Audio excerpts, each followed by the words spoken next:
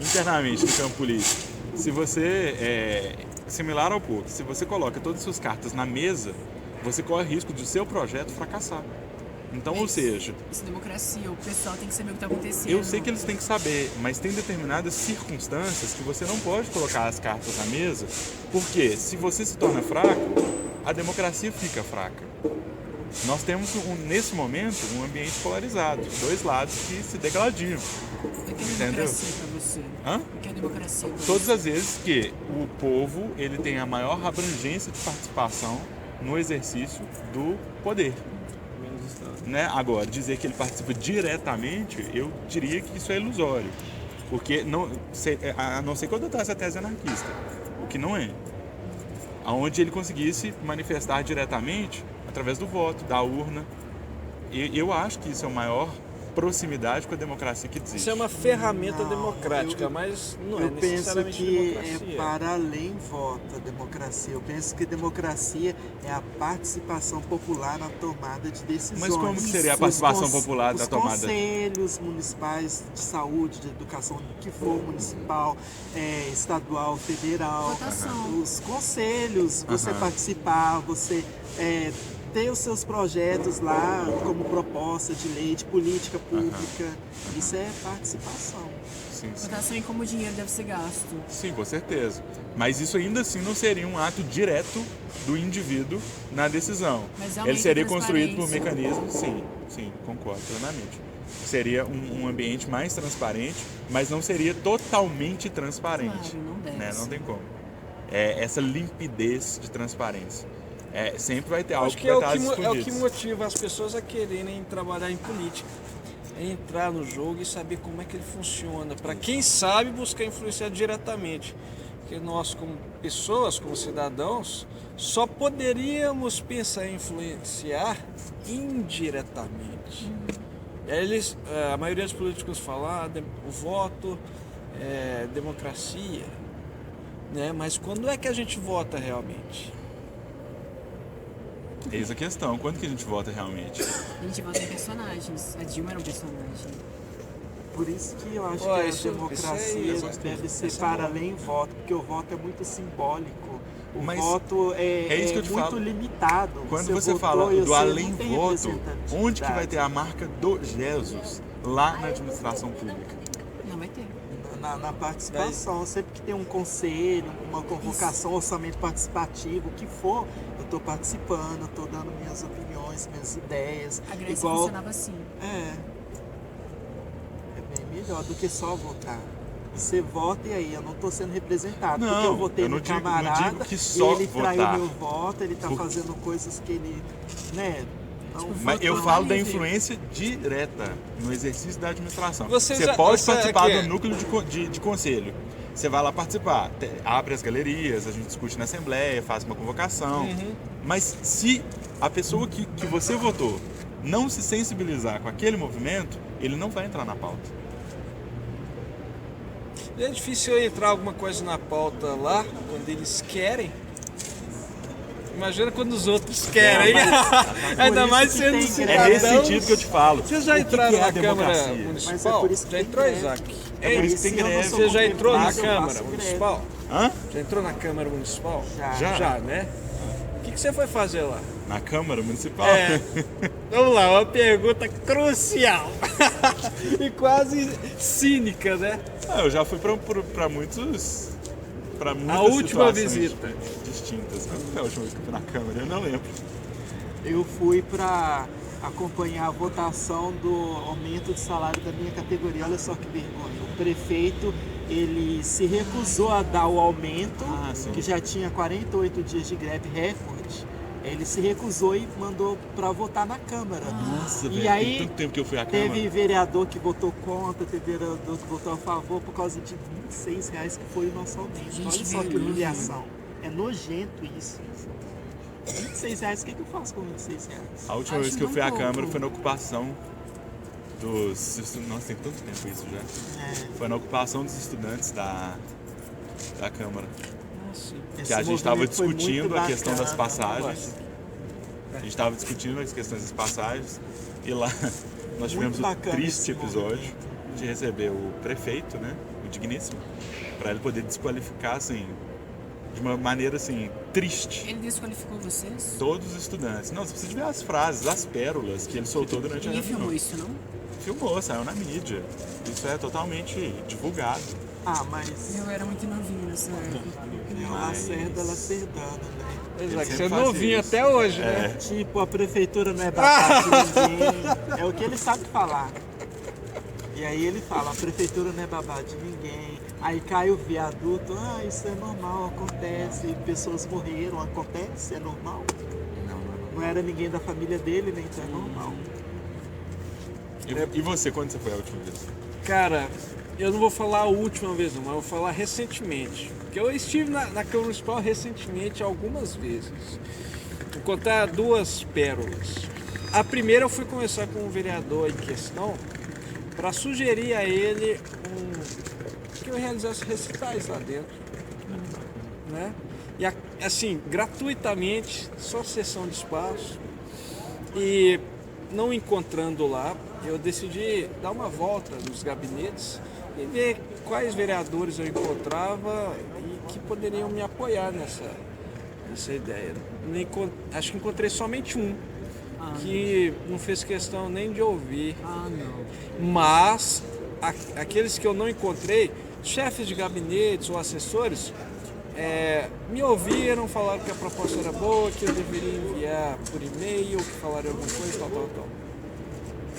Mas nada aconteceu, ao ponto que no final eu consegui finalmente conversar com esse vereador em questão e ele falou com toda a ênfase que falaria com o presidente, mas uma coisa muito absurda, o presidente ele ganha poder absoluto dele.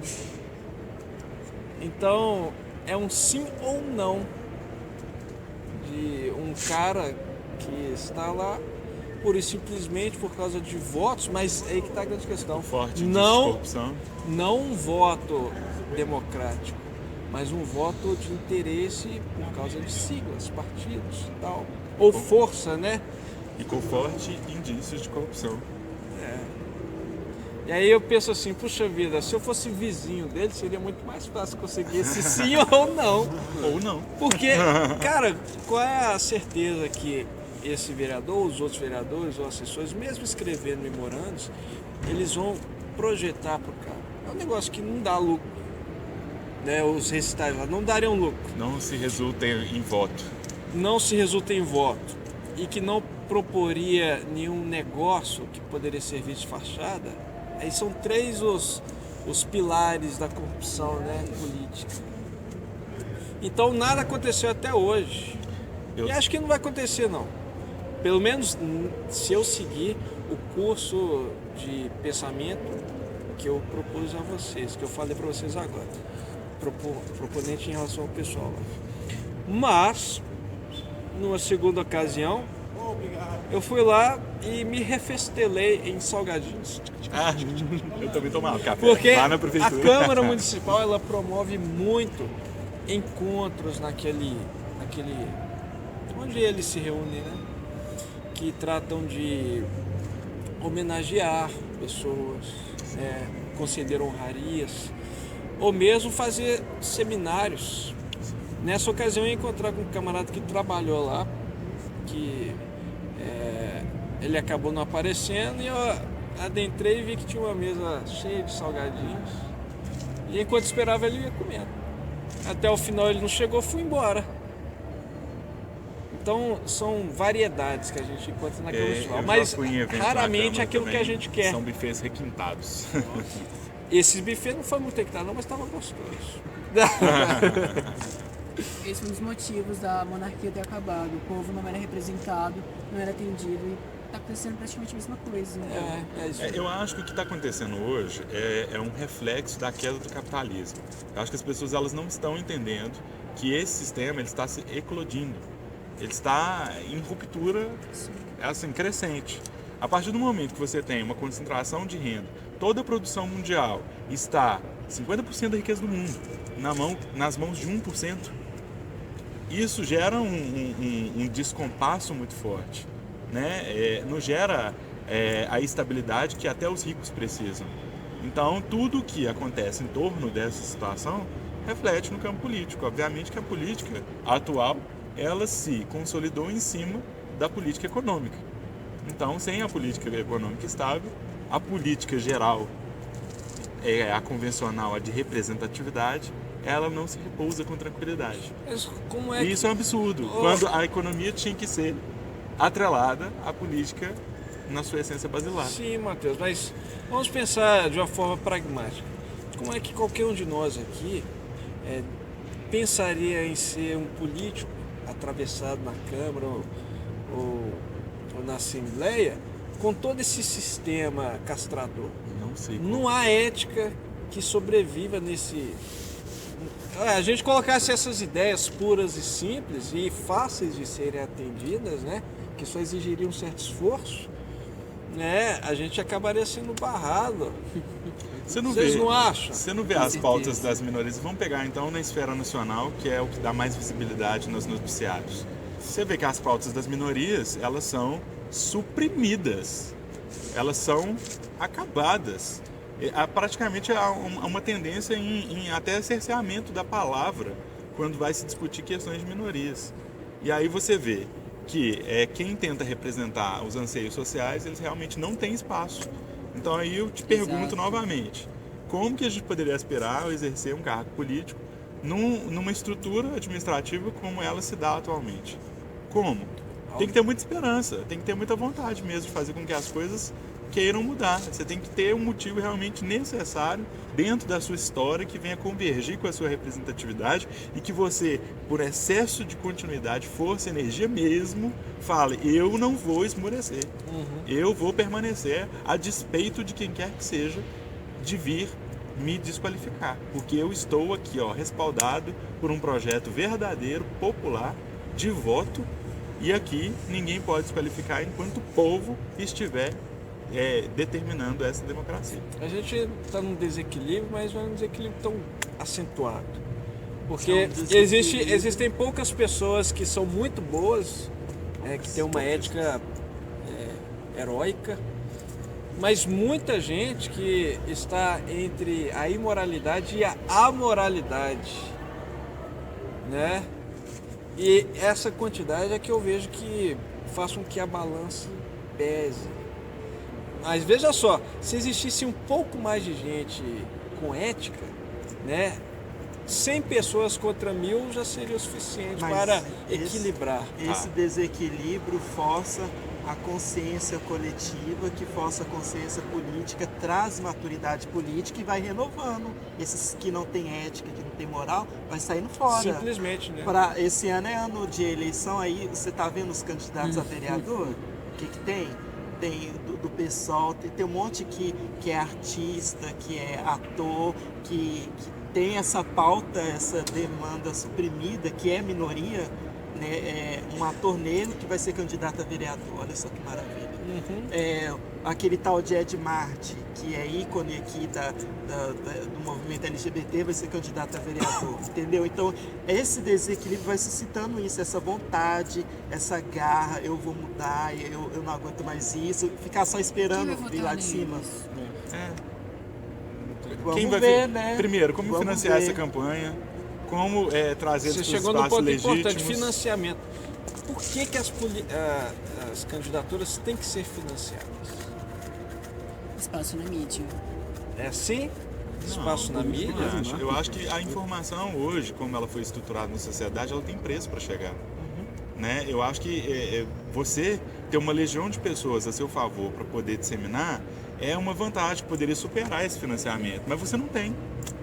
Você não tem as pessoas engajadas hoje nesses pequenos núcleos para poder sair, igual os partidos estudantis fazem gratuitamente, para poder divulgar. E mesmo assim, mesmo eles tendo grande quantidade, mesmo eles tendo organização no próprio grupo, eles ainda não conseguem eleger os próprios candidatos, porque eles precisam um pouquinho de mais do que só essa divulgação corpo a corpo, para que o candidato deles esteja na mesma altura que os demais. Exato. Mas olha só que maravilha, esses candidatos, essas pessoas que não têm recurso, elas têm apoio, porque o que tem de mídia alternativa, o que está crescendo, Isso. virtual ou não, tem demais. Eles estão a par do social, estão acompanhando. E olha o que acontece, por exemplo, na última eleição para prefeito, a Maria da Consolação. Até hoje ela nem aparece nas intenções de voto na pesquisa, na porcentagem, mas é uma pessoa que dá trabalho, que incomoda. Por quê? Porque tem uns debates, teve debate na faculdade, e aí onde essas pessoas aparecem e mostram a Foi um voz debate dela, memorável. entendeu? E aí ela manda ver ali no cara a cara, panfletando na rua, é movimento sindical, é campanha sem dinheiro nenhum, é doação, é trabalhador, é movimento, isso que vale muito a pena. Agora, por que assim, os grandes candidatos religiosos eles têm mais facilidade de chegar ao poder? Você colocou religioso com aspas aí, né? É porque o Brasil, apesar de ser Por um quê? país Porque laico, a maioria eles da têm população... veículo de comunicação além disso, gente. Eles têm canais. Igreja, E eles pastor, têm divulgando essa eles. sensação de comunidade, como se diz. Se eu colocar o meu pastor, eu estou me colocando lá. É isto. É essa transferência de representatividade genuína Nas que eles últimas acham que eleições tem. tiveram candidatos padres também, né? Sempre tem, Talvez né? até budistas. Não, acho que mais. Mas a As grande maioria representatividades são religiosas sempre saem para do poder... contexto mais. E eu acho evangélico, isso negativo porque a política ela tem que ser desapegada, né, dada a diversidade do nosso país, sobretudo do nosso país. Mas eu acho que se não fosse isso, eles não conseguiriam se consolidar na política, porque eles não teriam esse amparo de voto se eles não utilizassem desse caminho. Pessoal, é só a gente observar onde é que está a sensatez na política. As pessoas não são mais sensatas. Assim, eu estou falando isso aqui, mas qualquer um pode observar, né, na internet, em algum candidato e ver o que é que ele prega, ver se ele é um ficha suja, né, e observar, quem sabe, o que ele está propondo. Então são três ações virtuais. A mesma coisa do mundo, nós aqui como seres humanos. Agora, quando você vê que eles estão pressionados, aonde é que vai o senso de estabilidade deles? O que eles demandam? É a sobrevivência do ego, não é? Não só do ego, depende de que tipo de pressão. Porque o que a gente veio foi muita insensatez, mas em prol do quê? Da sobrevivência. Não, em prol da vaidade, em prol do orgulho, em prol do falso Não, porque moralismo. dependendo da pressão, é a sobrevivência no cargo, não? É isso que eu quero dizer. O cuspe Não a do sobrevivência Jim Willis de não cara foi ego. morrer. O cuspe do Jim Willis não foi ego, teve algum significado aquele cuspe. Não foi Cuspe de só o quem? ego dele. O Jim Willis. Ah, ele sim. não cuspiu Ele é um só caso- por insensatez, tem algum motivo. Ele é um caso bem à parte, assim, Ele que ele merece uma extrapolou. visibilidade bem maior. Ele foi vítima de outra extrapolação. É que tá ele que eu tô extrapolou. falando em insensatez, cara. Insensatez era insensatez, a não ser que o sujeito ele quebre esse círculo de infelicidade sendo maduro, né? Dá um tapa na cara, aí dá outro. Tapa na cara, dá outro. Essa é a mesma coisa? Chega. Não vou mais te bater. Mas eu acho que no caso do Jean Willis, eu acho que ele é até sensato demais em muitas ocasiões. Sim. E ele demorou muito dado pra ao chegar fato nesse de que ponto. ele é pressionado 24 horas por dia dentro de uma panela de pressão onde toda a política se conduz para um conservadorismo interminável. E aí ele tem que suportar sozinho, porque ninguém o faz com ele, ninguém o faz. Porque cada um tem que abraçar o seu eleitorado, né? E declarar coisas nesse sentido poderia atrapalhar a minha imagem do projeto que eu quero propor aqui, a minha imagem do que eu quero aqui dentro da Câmara. Então, eu sou solidário ao Jean Willis, mas eu vou ficar aqui onde eu tô, porque o Jean Willis ele é uma pessoa estudada, ele vai saber trilhar o caminho sozinho.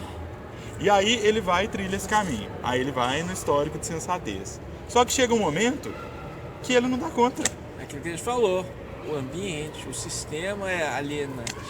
A ponto dele ter que ir um dia ao microfone, ter que contar a história dele e falar que não é pelo fato dele ser homossexual que ele não tinha qualidade como parlamentar, que ele não tinha consistência como ser humano, e que se era por isso, era muito mais vergonhoso ter que conviver com colegas que assistem filme pornô dentro de uma sessão parlamentar.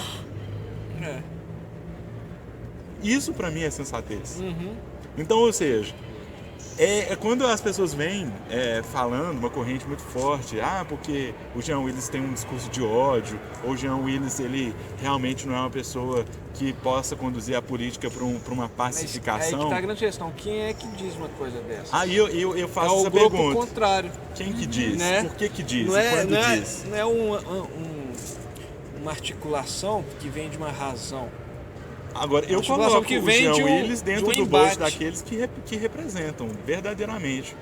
Porque desde quando ele começou, ele tem sido coerente nas votações, nas propostas, no que ele tem feito.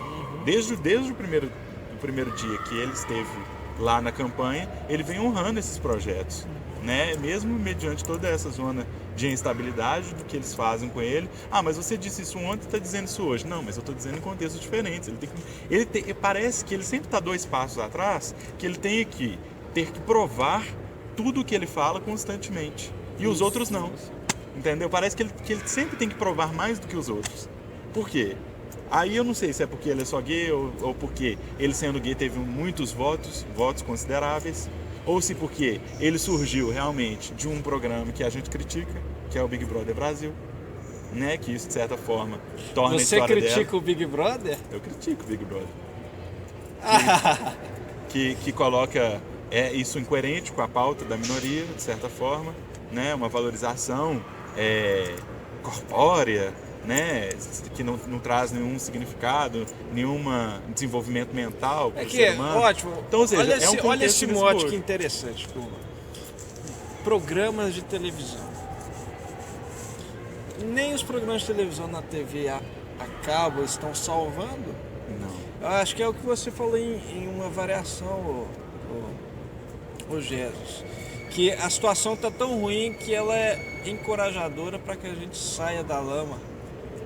Né? Nesse caso, acho que esses programas eles servem como um filtro em que as pessoas atravessam por eles, passam, né, literalmente, e não se sentem mais presos, arraigados a uma forma de pensamento O avanço. arcaica. A gente, sob o ponto de vista eu gosto de ter uma, sem querer te pensamento. cortar, só para dar continuidade no cadeamento aqui da ideia, eu gosto de ter muita esperança assim, com a construção social, com a construção política. Mas eu acho que mesmo que a gente tenha um momento por demais degenerescência e uma instabilidade fortíssima, eu não sei se isso tem sido suficiente para poder tirar as pessoas da zona de conforto e ir por enfrentamento. Eu não tenho visto isso. Mas não vai tirar todas, não. Não estou falando que todas. Eu não estou vendo essa provocação direta nos lugares, nas massas onde a gente esperava que fosse acontecer. Porque eu vejo um conservadorismo crescente. Sim. E ele vem com muita força, porque parece que ele estava adormecido esperando que algum líder dissesse: olha, vocês podem agora proliferar as ideias de vocês, que nós estamos no poder. As ideias conservadoras. As ideias conservadoras. Fechadinhas. Então, ou seja, eu vejo isso de uma maneira tão massificada por todas as instituições por onde vou, que assim, chega a ser absurdo, entendeu? Que seriam as instituições religiosas, que seriam as instituições educacionais, até nos ambientes de saúde. As ideias conservadoras não exigem muita energia para se manter, né? Não, pelo menos pra gente. Elas são sempre baseadas no tradicionalismo que a gente não sabe de onde veio e nem quem construiu. Mas o que eu ia dizer é que o avanço, o progresso, a superação só vem, isso é possível por causa do retrocesso. É como se você você deu um passo à frente, mas antes você deu 2 atrás. Esses 2 atrás você pensou, você refletiu para você avançar. Infelizmente na política, na história, isso é histórico, na sociedade é assim. Você regride para avançar. Quando o presidente Lula foi eleito em 2002, você acha que isso foi um avançar? Com certeza, o que investiu na pauta da minoria, políticas públicas, social, foi só ele. E ele ficou quanto tempo pelejando? Ele teve que mudar a estratégia, mudar a imagem para ser aceita, a questão da aparência, né? Tem que ter boa aparência, essas coisas todas, porque o Collor não foi por causa da aparência, né? O discurso é bonito, é galã, isso ganhou voto. E o Lula, ralé, pobre, sindicalista, bagunceiro, baderneiro e tal, entendeu? A partir do momento que colocou um terno, né? pobre não Aparou a faz barba. Eu não sei, já. Eu acho que tem alguma coisa de incompleto. Ele nessa aprendeu ideia. muito nesse tempo que ele ficou tentando e pelejando. E se ele vier a ganhar em 2018, vai ser um avanço? Com certeza. Porque Mas- tá muito assim, Como tá é que muito você pode falar atrelado. isso agora? Agora eu só estou contra você, já. É porque tá muito atrelado, tá muito preso, entendeu? Fica nesse discurso de ódio, meritocracia, teve crime, pedalada, não teve, e aí é só isso. Como é que fica a educação, a saúde? Os anos vão passar O e tanto que tá fechando de hospital eu- aqui em Belo Horizonte, CGT fechou. creio que o Lula não vai voltar à presidência. Sabe por que eu creio, né, que essa convicção? Porque no desenvolver desses próximos anos haverá algo culminante, seja uma personalidade ou seja um fato que vai tirar qualquer chance do Lula vir a ser sequer cogitado. Mas eis o desafio histórico, né? Isso é uma Porque- profecia. Mas as profecias elas também são superadas. As profecias elas também podem ser superadas. Porque o que acontece? Diz a ordem dos sistemas que todas as vezes que a esquerda avança, há um retrocesso, né? Há uma elevação, uma ascensão de uma massa, e essa massa ela pauta as suas ideias em outra corrente, e aí começa a onda conservadora e de retrocesso. E aí a gente dá os 2 passos atrás. E aí vem outro sistema de poder, vem o sistema de poder conservador e ele permanece por um tempo. Aí essa massa cansada de ser oprimida novamente, ela vai e tende-se a ir para a esquerda. O Lula, se ele for reeleito em 2018, ele será o único na história do mundo a quebrar essa roda. O único. Porque nós temos um golpe da esquerda, da direita, uma ascensão conservadora, eles não tomaram 100% do poder. Eles não tomaram. E mesmo que se eles vierem a tomar nesse lapso, se a Dilma, por exemplo, não voltar, vai ser por um período muito curto. Ele ainda vai conseguir quebrar essa roda e manter a esquerda no poder. Não a esquerda em si, a ideológica plena, mas a esquerda conjuntural que existe dentro de um país. Depois que você disse, eu espero que a Dilma volte no poder, porque, sinceramente, não é porque é Dilma, não é porque Não é. é mulher, não é porque é brasileira. Democracia. Achei que foi uma sacanagem como as coisas aconteceram, né, velho? Aham. Aquele discurso dela foi muito emocionante. Mas, puxa vida, o que o Temer fez, acho que só um cara com a mentalidade da Idade Média, naquela zona de... como é que eu posso afirmar? De conspiração, sabe? Os Médicis contra a outra família lá. Porra, o que o Temer fez foi uma canalice sem tamanho.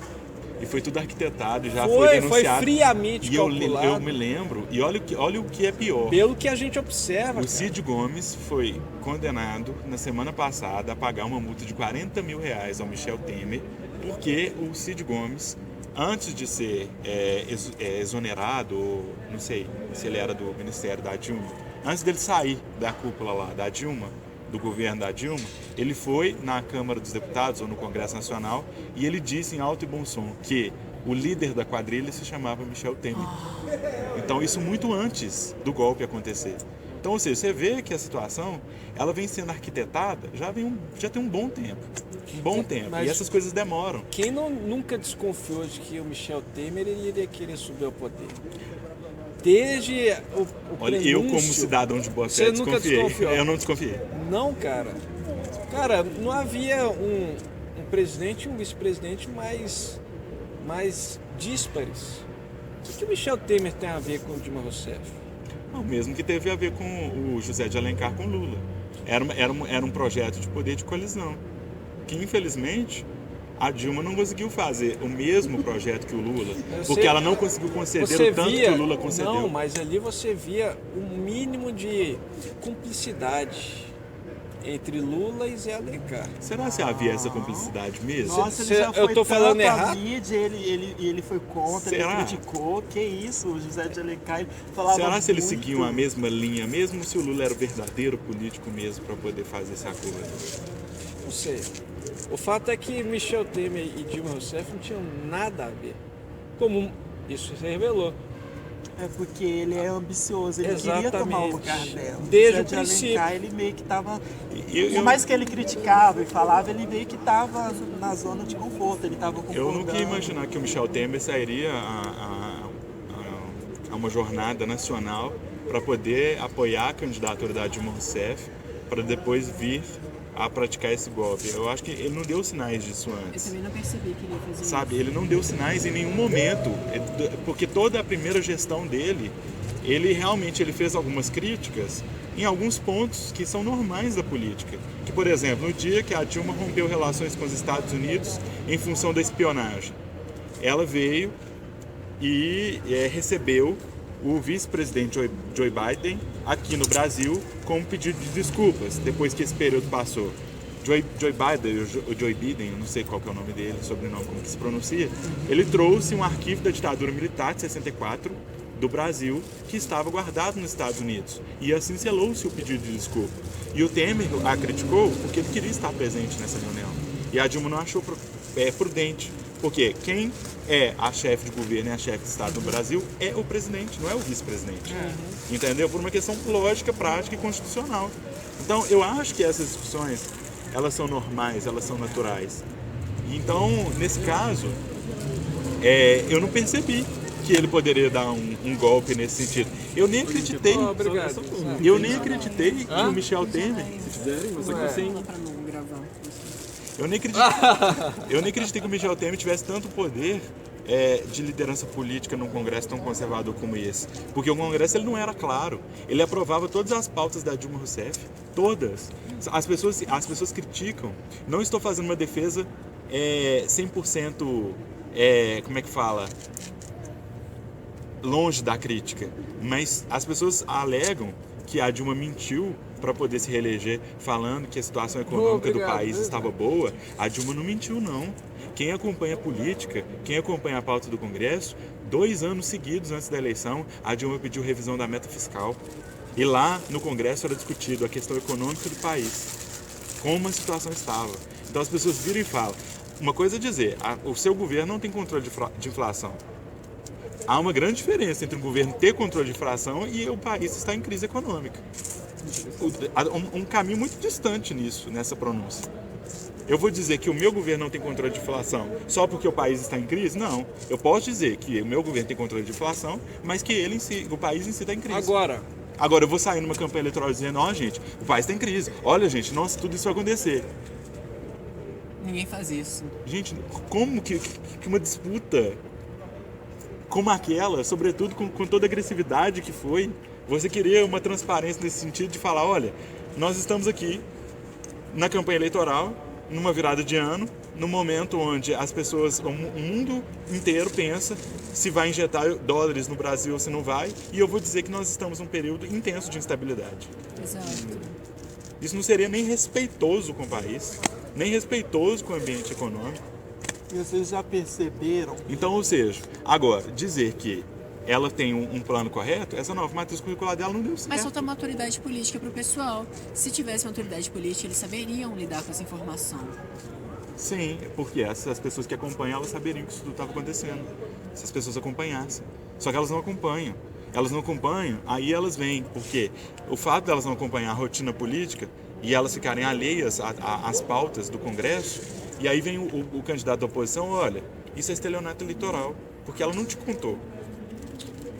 Por que as pessoas votam umas nas outras? Só uma ressalva, acho que ele ia fazer um comentário. Não, só uma curiosidade, não sei se vocês repararam. Vou pegar aqui, viu?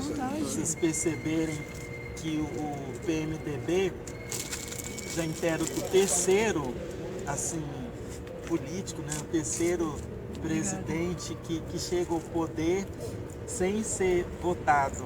Tipo assim, não conquistou o poder, né? Ele tomou o poder. Terceiro, gente, que partido é esse? Não tem proposta, não tem projeto societário, não tem. Só quer ficar lá mamando nas tetas. O que volta a perguntar, por que as pessoas votam umas nas outras? E aí a gente vai voltar no... vai ampliar Não quero obrigado. não somente o contexto político, mas o contexto humano, vital. Talvez esse seja o grande problema, volta a ser obrigatório. Que as pessoas vão lá com má vontade, aí volta no tiririca, achando que é manifesto, e o cara acaba ganhando. E ele leva dá o que pessoas por uma política de votos, né? Que as pessoas que não deveriam ir, porque o partido tem uma cota. E aí, por ele ter esse número expressivo, ele acaba levando pessoas que efetivamente não receberam votos para poder estar lá. Eu acho que isso já foi revisado recentemente, eu não sei, eu estou na dúvida ainda. Mas se isso continuar acontecendo, também é outra forma de um político chegar ao poder sem ser reeleito, efetivamente. Mas essa norma abre uma brecha. Eles sabiam disso. Eu pressuponho que sim. Eu acho que ninguém construiu Então, algo nesse por sentido. que as pessoas votam umas nas outras? Eu não sei. Eu acho que essa é uma pergunta que ela é muito difícil de responder, porque ela tem uma abrangência tão forte do que é a motivação de você ir lá e escolher o candidato. Primeiro, como que a sociedade funciona? A sociedade, como que a minha existência funciona perante a sociedade? E como que a sociedade funciona e o meu existir vão andar em congruência? Primeiro, não é Então, patético os políticos, os candidatos lerem o teleprompter? E muito mal? Não, não sei se é patético. Eu tenho os meus questionamentos quanto à formalidade. Sabe por quê? Porque eu posso ter um representante que não saiba ler, que não saiba escrever, que não sabe sequer falar. Estou colocando isso, mas Mateus, ele consegue representar uma pauta popular. Mas eu estou colocando esse nível, por quê? Porque isso já ficou estereotipado. Ficou estereotipado. Quando as pessoas leem lá o teleprompter, provavelmente os marqueteiros oferecem para ele uma lista de 10 expressões para ele ler. Por favor, escolha uma delas. Vamos ver. Vamos falar em nome da família, da saúde, da segurança. E o sujeito vai criar um clichê para ele mesmo, para abranger um curral eleitoral. Estou errado? Não, você está certíssimo. Estou certíssimo. Então, cara, com esse status quo, o sujeito ler algo é um golpe na mentalidade de alguém que realmente espera encontrar Mas aí a gente tem um problema de candidato entendimento. autêntico. Aí a gente tem um problema de entendimento. Encontra um candidato que é uma marionete. Mas a gente tem um problema de entendimento aí. Por quê? Porque se ele lê o teleprompter, né, nas expressões que o marqueteiro diz para ele ler, para ele poder amplificar a sua presença pessoal, mas ainda assim ele tem um projeto e ele vai exercer esse projeto e ele vai colocar em pauta tudo que a minoria precisa ou que a maioria também precisa junto com a minoria, exercer efetivamente a democracia, eu não vejo nenhum problema, porque parte da intenção. Agora, como você medir a intenção? Você já viu o Papai Noel candidatando-se? Não o Papai Noel Express, Papai Noel dos contos, né?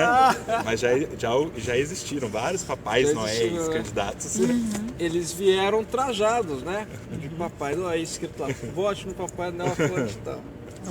Era um momento engraçado e divertido, mas as propagandas políticas, elas não foram criadas para serem divertidas. E nem entretenimento. Elas foram criadas, acredito eu, para dar uma visualização democrática para todos aqueles. Mas mesmo assim, alguns partidos eles têm mais tempo, têm mais Por que projeção. Eles têm mais tempo? Por que eles têm mais projeção? Dinheiro? Dinheiro, nome. Nome também é. Estrutura partidária. Organização. Eu digo mais estrutura mesmo. Porque quem tem mais parlamentares, tanto, vai ter mais tempo na eleição. Coligação tal, vai ter mais tempo porque 60% dos partidos estão com esse candidato, 40% estão com aquele. Já que 60% estão com esse daqui vai ter 6 minutos, o outro vai ter 4 minutos. Eu acho isso injusto. Isso é mais a questão de prefeitos, governadores, presidentes. Os cargos de executivo. Mas pega aí os deputados e vereadores. Eu não vejo tanto espaço, mas eu não vejo tanto espaço para esses candidatos ao legislativo para poderem falar. É mais Como que você vai dinamizar uma discussão parlamentar, sobre o viés legislativo, como que você vai, numa quantidade massificada, divulgar em termos de campanha? Como Eu você faz votei isso? num vereador, o nome eu esqueci. É que realmente eu fui no local onde havia a sede, em que eles se organizavam, né, como um grupo, um time. Não consegui encontrá-lo lá, mas conversei com um cabo eleitoral. Né, me senti convencido. E votei, infelizmente ele não foi eleito. Ele era uma espécie Já de perdi meus médico. votos também, assim. Não, É. já ganhei meus votos, assim, né? Ele não foi eleito, eu pensei, puxa vida, eu já estava imaginando poder trocar conhecimento com ele lá. Porque magicamente as pessoas também se transformam, né? Quando pedem, depois quando precisam dar. Isso é com todos nós. Por isso que a pergunta permanece, por que a gente vota nas pessoas? É por isso que eu Vamos ainda lá. coloco a eu questão voto, como sendo ampla. Eu voto nas pessoas por 3 motivos básicos. Primeiro, porque eu admito que elas têm competência. Segundo, com essa competência, elas podem ter um valor elevado para algum tipo de realização. Depois, com esses 2 itens fechados, o terceiro seria aquele de fomentar a ação propriamente dita, com competência, né, com o nível de habilidade e finalmente com a direção, o sentido. Então por isso que eu voto nas pessoas. Essas pessoas podem ser padeiros, entendeu? Podem. O resultado seria o quê? Um pão gostoso. Eu vou lá, meu voto de confiança é ir caminhando na padaria e comprar o pão ali. Mas você tem que lembrar que você e as pessoas aqui são uma minoria intelectual. A maioria das pessoas vota por carisma, aparência. Propaganda, são bombardeadas, vote em mim, eu vou fazer isso, eu vou tirar você da fome, eu vou te dar comida. Tem gente que vota a troco de favores. Presta Eu conheci atenção. pessoas no interior da Bahia que votaram por R$ 400 por causa de ditadura. É o que mais tem no Brasil afora, esse país continental, né? Mas eu, respondendo essa pergunta, eu voto porque eu penso que o voto é ideológico. Eu não votei na Dilma, não votei no PT.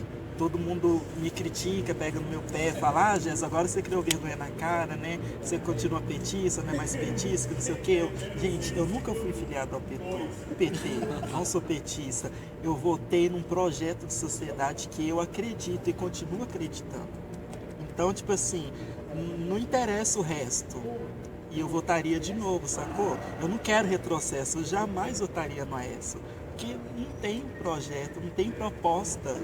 E aí as pessoas votam por causa do avô dele. Fala sério. O que ele tem a ver com o avô E o que dele? você tem contra o avô da S? Não, mas você tá falando Tô que brincando, ele não tem Jéssica. nada a ver Olha, com eu o não tenho avô. nada contra, mas também não tenho nada a favor. Isso resume muita coisa. Não, eu tenho muitas coisas contra, só para constar. Mas eu quero só registrar aqui que teve no último processo eleitoral, uma deputada estadual, ela estava dando uma entrevista na rádio, e ela falando, olha, eu sou muito agraciada porque eu fui eleita e eu consegui ter um público abrangente que acreditou realmente que eu pudesse fazer e certamente eu farei. Mas eu fiquei muito triste de um eleitor pedir que eu fizesse obras e eu ter que ter o desconforto de explicar para ele que a minha atuação é no legislativo e que é o executivo que é o responsável por executar essas obras. Então, gente, a gente tem um trabalho enorme, ela falando, que antes de tudo mais, eu sou feliz com a minha eleição, mas a gente tem que conscientizar mais por que as pessoas votam. É aí onde entra a democracia, porque o cara não sabe nem o que ele tá falando, nem para quem que ele reclama, nem para quem que ele pede. Isso é democracia, esse exercício, essa cidadania, essa busca, isso é democracia também.